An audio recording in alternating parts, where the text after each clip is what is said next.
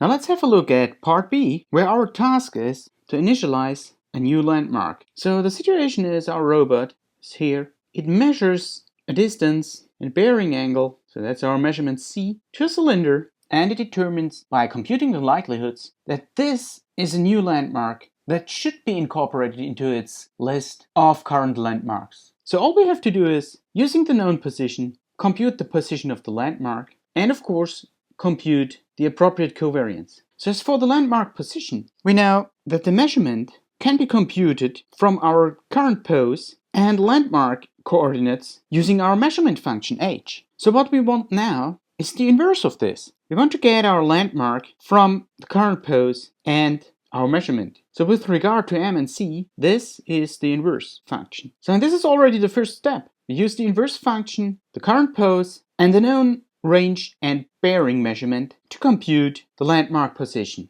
m. Now in our Python code, we'll have to compute the scanner pose because it is different from the robot's pose, and we may use the Lego log file .scanner_to_world function to compute the world coordinates m of our new landmark from the xy coordinates in the scanner's coordinate system. So this is what we'll use in the code. Now let's have a look at the covariance matrix. So we know that the Jacobian of h is a capital H, that's the derivative of h with respect to the landmark. And we used that already to compute the likelihoods. Now we would have to take this at the current state and the landmark coordinates x and y, which we just computed. Now this h matrix is the Jacobian of this h function, which translates from our landmark coordinates to our measurement. So this h gives us the information how our landmark noise translates to a measurement noise. But now we have the inverse problem. Our robot measured the range and bearing, and this noise translates to the noise of the landmark. So we need the Jacobian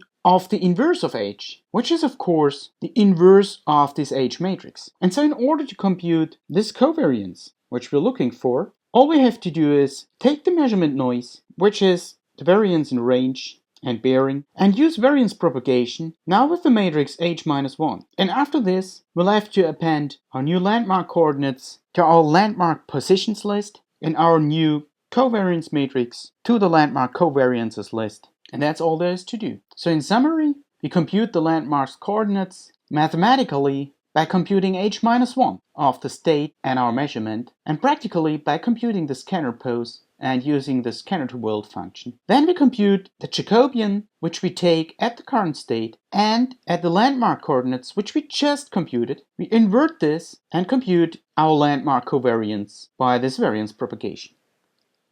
Now I have prepared the slam10c new landmark file for you, and as usual it contains our particle class with a constructor and a utility function.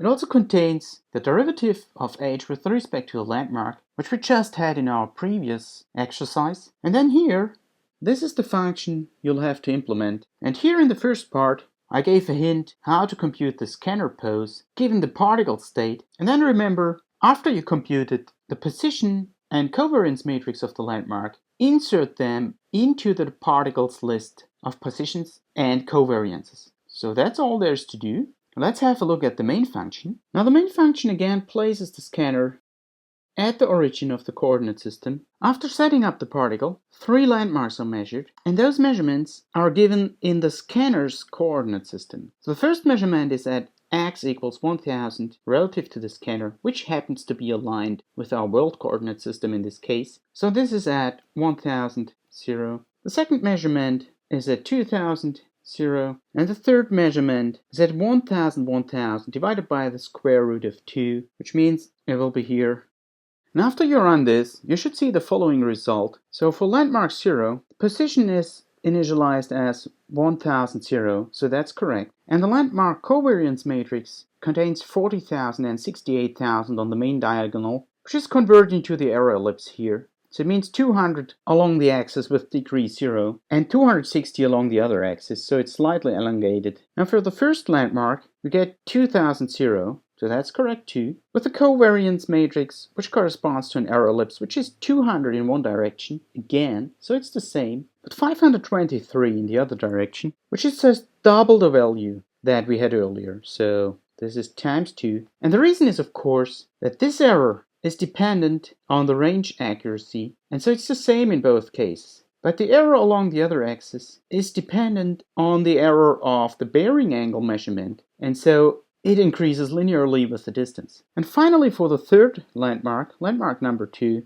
again we get the correct result for the position, which is here. Now our covariance looks much more complicated, but as we see, in terms of the error ellipse, we'll have the exactly same as in the first case, so it's 200 along one axis and 261 along the other axis. That's exactly what we have here. The first axis is at minus 45 degrees, so the axis is like that. We have 261 along this axis and 200 along the other axis, so it's slightly elongated. And of course we see it's the exactly same error ellipse as the red one, because this point is measured at the same distance. The only difference being that this ellipse is turned by 45 degrees. So now please program the code to initialize a new landmark.